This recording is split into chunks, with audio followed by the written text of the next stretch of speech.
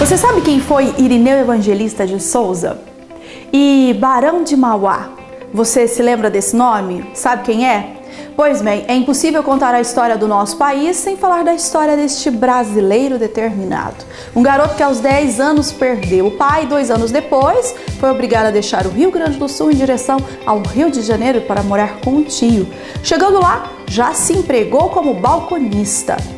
Uma criança que se dedicava em seu tempo livre aos estudos com sede de aprender.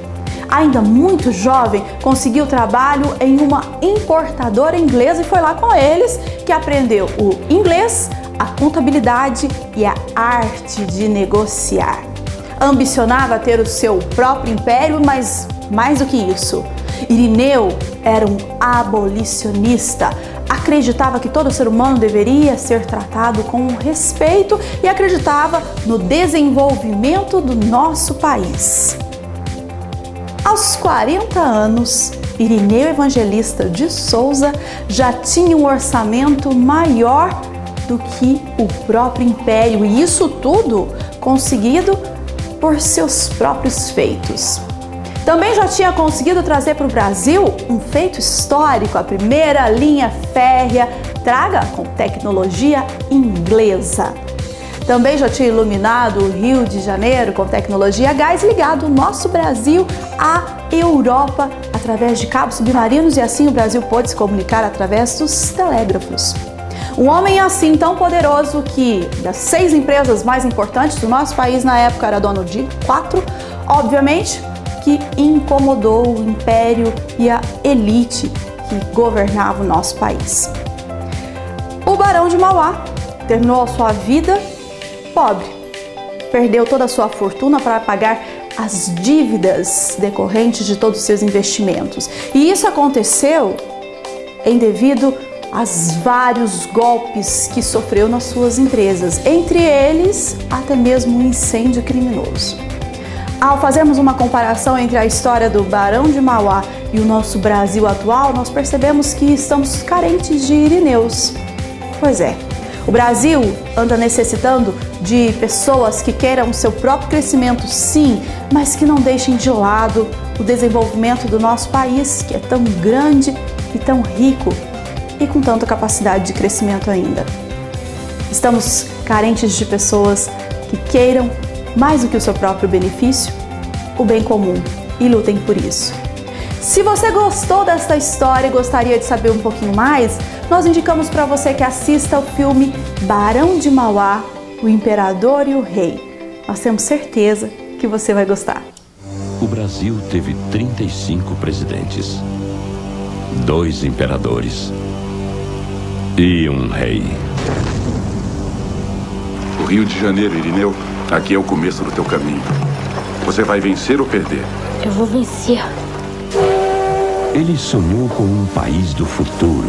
Ferro, carvão, indústria e meios de transportes para fazer circular toda essa riqueza. E encontrou uma nação acorrentada ao passado. Esse país tem um imperador Todos os sonhos devem subordinar-se ao sonho do imperador. Vou construir a primeira ferrovia do Brasil! O seu projeto desvia radicalmente o rumo do nosso país. Eu tenho 12 milhões de libras, mais do que o orçamento do Império. Um aventureiro, um mal que deve ser cortado pela raiz. Brazil's development was always an ideal. Ideas and currency do not marry well. Das 6 empresas mais importantes do Império, ele é dono de 4. Não se pode permitir. Você fez tudo pelo Brasil. E o que ganhou em troca? Vou lhe mostrar.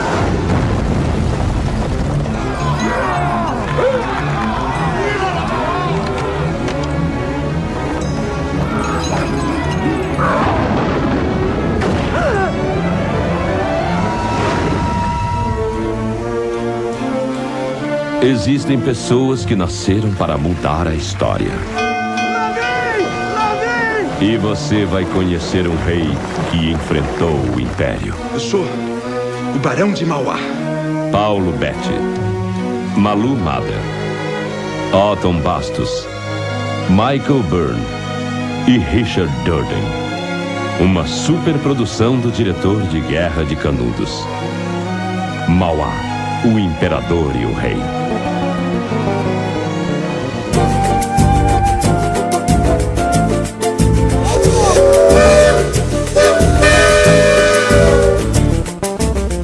Esta aqui é a Maria Fumaça, uma peça original que até hoje faz a alegria do pessoal que vem aqui visitar e conhecer um pouquinho da história. Nós vamos mostrar tudo isso para você.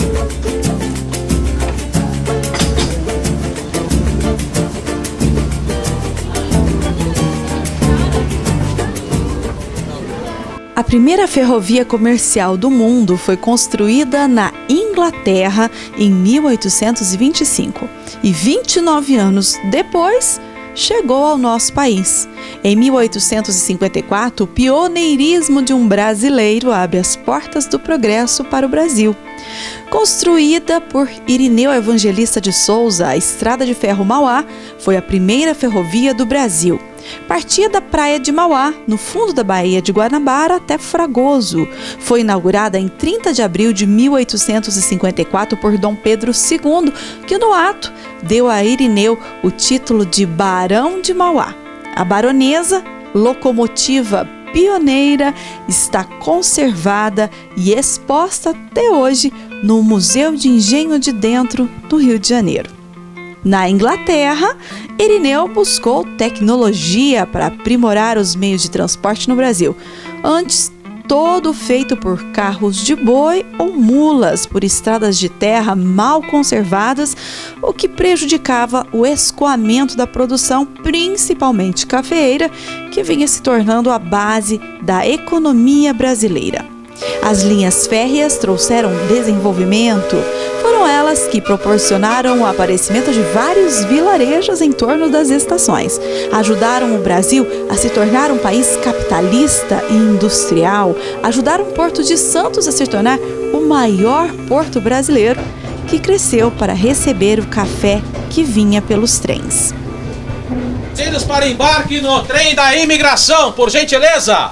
Horário das 15 horas e 10 minutos. É o número da... E aqui, antes de entrarmos, todos os que vão passear recebem as indicações e informações aqui do chefe que vai colocando os passageiros dentro de cada vagão. Vamos lá?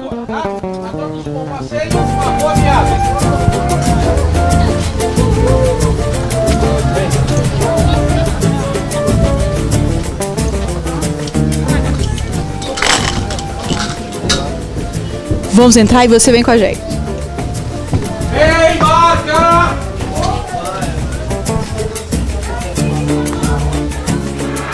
E assim a gente vai revivendo um pedacinho da história. Muitos imigrantes chegaram e ouviram esse embarcar quando estiveram pela primeira vez pisando em solo brasileiro.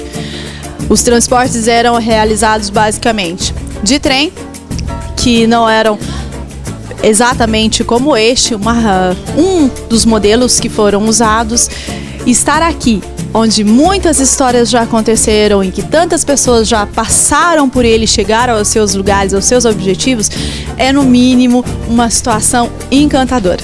Vamos mostrar histórias assim para você.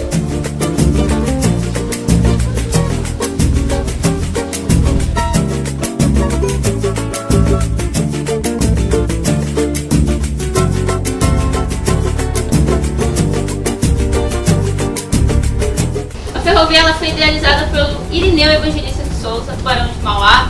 Ele criou em 1886 a estrada de ferro São Paulo Railway Company. Como vocês olharem nos vídeos, SPR.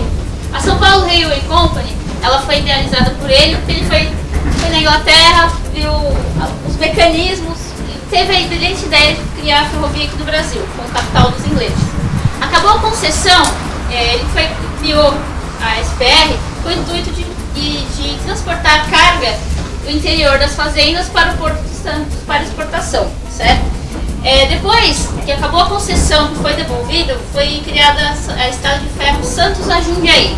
Depois foi transportado os passageiros, os imigrantes do porto, subiam para cá, nessa mesma linha que vocês estão andando, eles subiam de trem, desembarcavam no porto, desembarcavam nessa estação aqui, nessa plataforma, e eles faziam todo o trâmite de imigração. Faziam passaportes, registros, tomavam vacinas, descansavam, depois eles pegavam os seus trens respectivos para as fazendas que eles iriam trabalhar, tá? Esse carro de passageiros que vocês estão andando não é um carro comum, é um carro reservado, ele era utilizado somente para ocasiões muito especiais.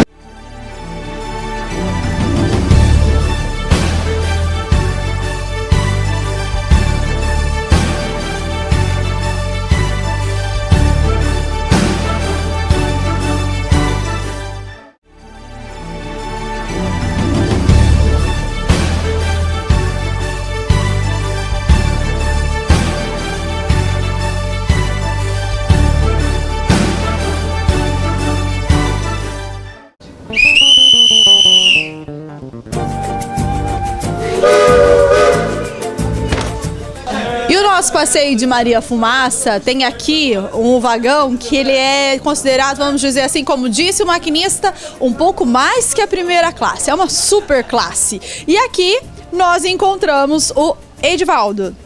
Sim. Edivaldo aqui de São Paulo mesmo? Sou de São Paulo. E o que ele trouxe toda a família para passear, para andar de Maria Fumaça, tá aqui as meninas, tá aqui a sua esposa. Edivaldo, por que num sábado à tarde o passeio, o programa da família tá aqui? Então, a princípio eu já estou planejando desde ontem, né? Eu escutei no rádio, no meio de divulgação aí de jornal, sobre o evento que ia acontecer hoje aqui no Museu do Imigrante. Aí eu trouxe minha família para ter essa experiência nova, né? Comidas típicas de vários países, né? Mais a locomotiva aqui, que é uma atração turística fenomenal. E tá indicado aí, porque é um passeio muito gostoso, muito gratificante, traz bastante experiência para a família. Primeira vez no museu, primeira vez aqui na Maria Fumaça? É a primeira vez que eu venho no museu e na Maria Fumaça e muito bom mesmo. Gostei, me surpreendeu, superou minha expectativa. A ABPF, Associação Brasileira de Preservação Ferroviária Regional São Paulo, é a responsável por manter preservada a história das ferrovias no estado. Trabalha com a restauração de vagões e locomotivas. Todos estes vagões estão aguardando restauração. O trabalho é feito por voluntários com capacidade apenas de um carro por vez. É um processo lento, mas com resultados impressionantes. Uma restauração disponibiliza um carro ou locomotiva para funcionar por 6 ou 7 anos sem nova parada, apenas com manutenção. Parte do acervo da ABPF está acomodado embaixo do viaduto Alcântara Machado, o que protege as peças do sol e da chuva, conferindo a elas uma sobrevida muito maior na espera pelo restauro.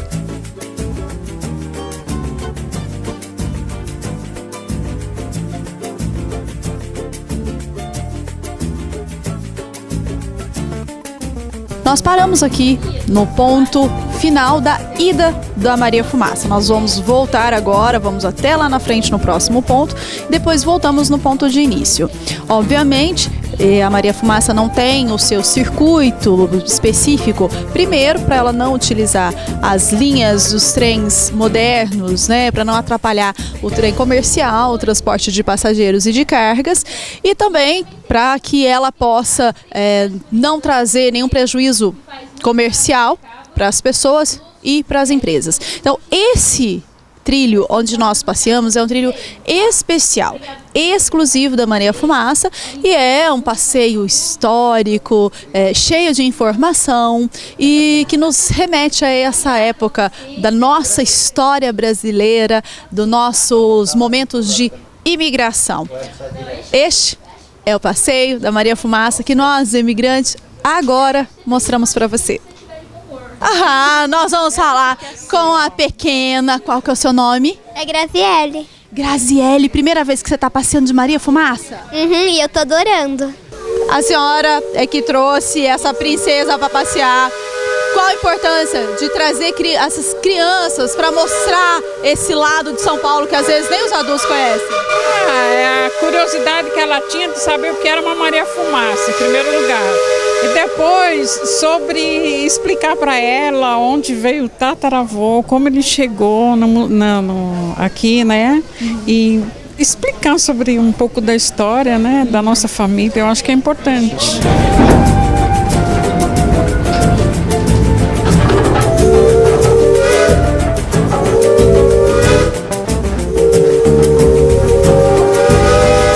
E agora nós vamos falar aqui, desculpa, qual é o seu nome? Luiz. O Luiz e? Lucas. Luiz, vir passear e apresentar o museu pro Lucas é um passeio de final de semana? Sim, totalmente. Muito bom. E qual a importância de se fazer um passeio como esse, de se mostrar para a criança, né, a história, um pedacinho da nossa história? É exatamente, contar a história, saber como que a cidade cresceu, como se desenvolveu, qual que foi a origem de tudo aqui, um pouco da cultura, da nossa cultura, que é uma mistura de tudo, de todos os países. E o Lucas, o que tá achando disso tudo, Lucas? Muito legal saber um pouco mais da gente, né? Dos nossos antepassados. De tudo que você viu, de tudo que você já viveu até o momento hoje, dos seus passeios, as coisas diferentes, o que você mais gostou? De passar de Maria Fumaça. E por quê? Porque descobri a história dos trens, né, como desenvolveu. E o seu Joel veio mostrar pra gente aqui, olha, a miniatura de um dos trens que nós vimos durante o passeio, né? Isso. Esse daqui o senhor guarda como recordação, seu Joel? Não, ele fica rodando na minha maquete. O senhor tem... E a maquete é de toda a história da ferrovia? Mais ou menos, de todo o que eu tiver. Eu tenho material das ferrovias de São Paulo, quase todas. Então é uma maquete histórica? Não, na hora que mais ou menos. Nós tínhamos uma maquete dessa aqui no museu, mas depois nós rompemos o convênio aqui e acabou a fé. Uma maquete enorme que nós tínhamos aqui no museu. Sabe como é que é? Serviço público é uma porca. Seu Joel, muito obrigada. E nós vamos falar aqui com a Neide, que está adorando o passeio, né, dona Neide? Eu estou adorando. Achei assim, mesmo com esse tempo úmido e de garoa, eu quis vir no trem, porque eu estou amando. Já visitou o museu? Já visitei o museu, é maravilhoso. Depois a gente lembra o tempo de que a gente era criança, que eu viajei muito de trem. Eu fui muito para o Paraná, para Tupã, de trem. Então era gostoso, maravilhoso. Por isso que eu adorei esse passeio. Voltei naquele tempo. E este passeio aqui, nesse vagão especificamente, lembra mesmo o que acontecia, como era a viagem? Lembra, nós tínhamos... É real? É real, é real. Era muito bom, viu? Nossos avós, né, aqueles que vieram primeiro. Então, assim, traz uma recordação boa e ao mesmo tempo triste, né, de estar tão distante, né?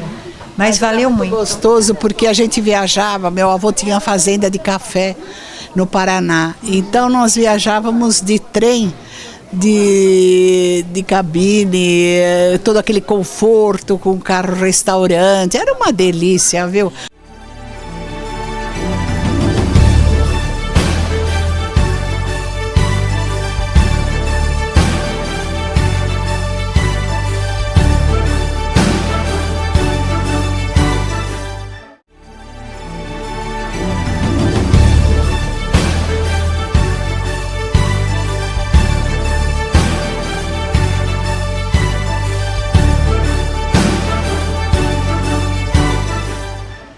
160 anos depois da primeira linha férrea brasileira, a situação das nossas ferrovias não é a que um país de grande extensão como o nosso necessita.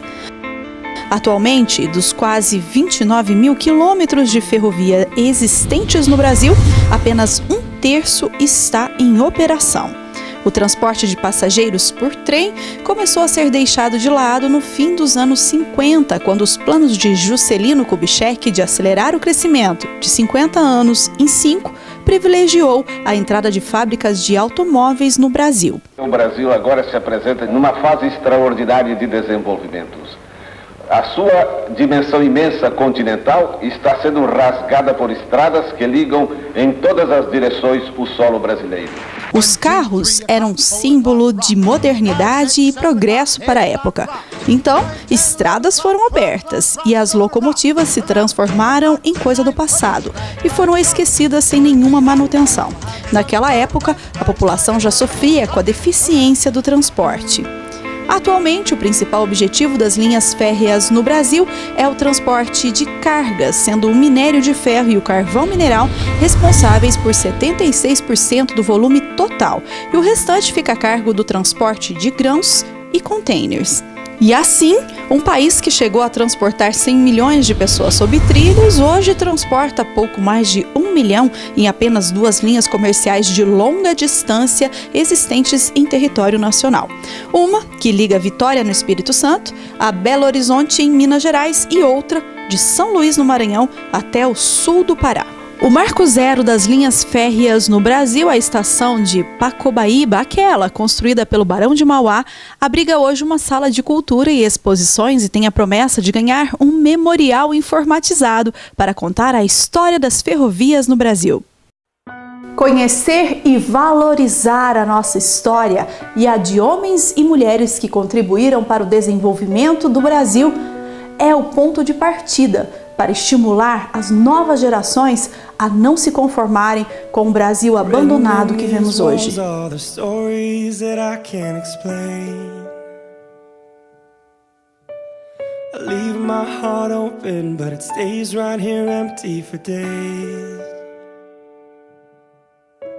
She told me in the morning she don't feel the same about us in her bones. It seems to me that when I die, these words will be written on my stone. And I'll be gone, gone tonight. The ground beneath my feet is open wide. The way that I've been holding on too tight, with nothing in between. The story of my life, I take her home. I drive all night to keep her warm in time. It's frozen.